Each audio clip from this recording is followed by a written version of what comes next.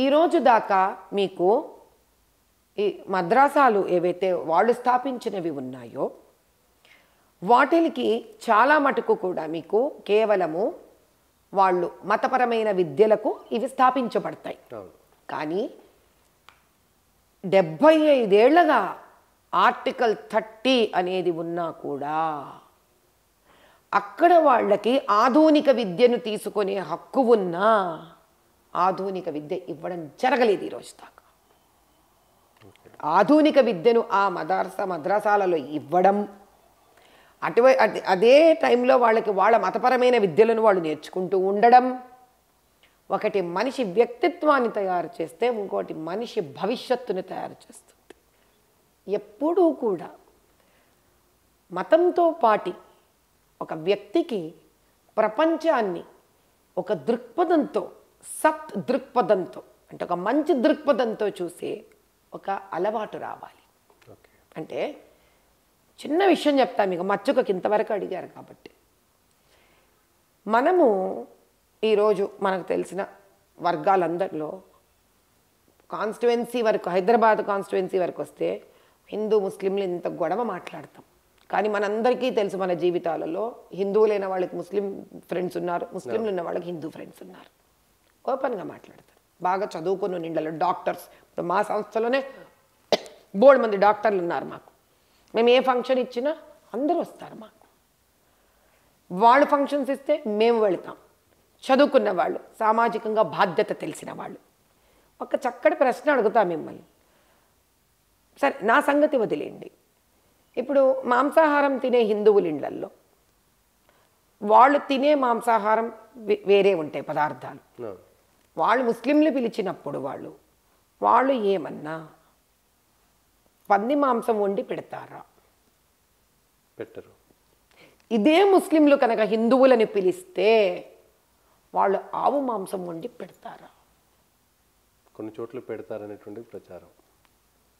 మనకు తెలిసిన స్నేహితులుంటే పెట్టరు. చదువుకున్న డాక్టర్లు, ఇంజనీర్లు, ఒక కంపెనీ, సాఫ్ట్వేర్ కంపెనీలో పనిచేసే వాళ్ళు పెట్టరు. మనం పిలిచి అవగాహన ఉండేటువంటి వాళ్ళు పెట్టరు. అంటే దాని అర్థం ఏంటి అని అంటే, ఇక్కడ గోవుని మనము సంరక్షించాలి. అది మనకు మాతృదేవోభవ, తల్లి సమానము అని మన బాధని అర్థం చేసుకునే దృక్పథం రావాలి వ్యక్తికి అనంటే, మతంతో పాటి ప్రపంచ జ్ఞానం కూడా వ్యక్తులలో రావాలి. ఈరోజు మన కడుపులో ఘోష మిగిలిపోయింది. ఏమని? అయ్యో, ఇంత మాతృ సమానురాలైన గోవుని హత్య చేయడం జరుగుతోందే, ఆ మాంసం తీసుకొచ్చి అక్కడ విక్రయించడం జరుగుతోంది. కానీ మనందరికీ తెలియని ఇంకొక విషయం ఏమిటి అనంటే, మనం ఇంత ఇబ్బంది పడతామనే విషయాలు కొన్ని వాళ్ళకి తెలియకుండానూ దాచడం జరుగుతుంది.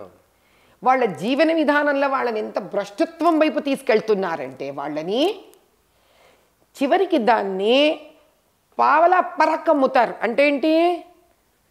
త్రో అవే ప్రైజెస్ కావాలని. మీరు చూడండి, వాళ్ళ తెలివితేటలను ఆలోచించుకోండి. ఇది వరకు నేను ఒక ఇంటర్వ్యూలో కూడా ఇది చెప్పడం జరిగింది. వాళ్ళ ముస్లింల పరిస్థితి ఏ విధంగా దిగజారుస్తారంటే, స్త్రీలు వెళ్ళి కొనుగోలు చేసేటప్పుడు వాళ్ళ పిల్లలు తిండి పెట్టడానికి పాత బస్తీ వరకు వాళ్ళ జీవితంలోనే వాళ్ళు ఆర్థికంగా నశించిపోయి ఉంటారు. వాళ్ళ కూరగాయలు అందవు, కొనుక్కోలేరు. ఆ కూరగాయలు కొనుక్కోలేరు, ఇంకా పళ్ళు అయితే చెప్పేవద్దు. వాళ్ళు తినగలిగి మనం ఇబ్బంది పడని ఆ కోడి లేకపోతే మేక, తద్వారా మాంసాలని కూడా వాళ్ళు కొనుగోలేరు. ఇప్పుడు చివరికి ఏం చేస్తారంటే, వీళ్ళు చాలా తెలివితేటలతోటి మన గోవులని దొంగతనాలు అయిపోయి ఆ గోవులను సంహరించి అక్కడ 30 రూపాయలకి 40 రూపాయలకి అమ్మకానికి పెడతారు. ఇప్పుడు ఈ గోవును నరికిన వాడిని హింసించాలా లేకపోతే మనం శిక్షించాలా? వాడితో పాటు ఆ గోవు మాంసాన్ని విచ్చలవిడిగా 30 రూపాయలకి 20 రూపాయలకి అక్కడ పెట్టి అది కొనుక్కొని తినే పరిస్థితి, బీదరికం ఒక ముస్లిం స్త్రీకి ఇచ్చిన ఆ స్త్రీ ఆ చంటి బిడ్డని ఇంతకన్నా మార్గం లేదు, తినలేదు అని ఒక దయనీయ స్థితిని కల్పించిన ఆ స్థితిని ఏర్పాటు చేసిన వ్యక్తిని అనాలా? ఇది ఒక స్కాము బేసిక్గా.